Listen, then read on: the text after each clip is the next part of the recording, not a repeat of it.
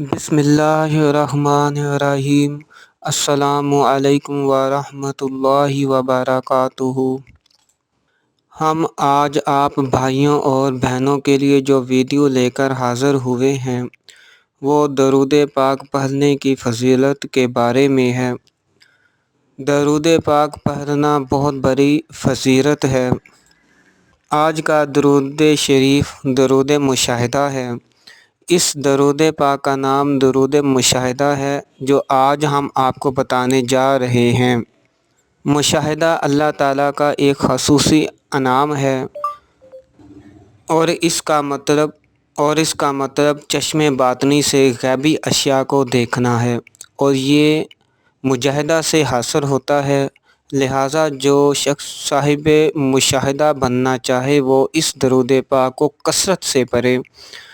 جوں پڑھنے کی تعداد میں اضافہ ہوگا ویسے ہی اسے اللہ اور اس کے رسول پاک صلی اللہ علیہ وآلہ وسلم کا قرب حاصل ہوتا جائے گا۔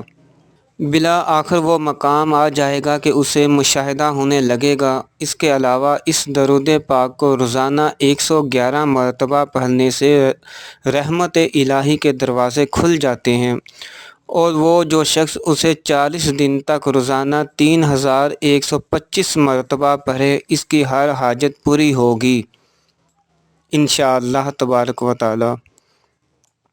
درود مشاہدہ سن لیجئے اور ہمارے ساتھ آپ بھی اس کو پڑھ لیجئے۔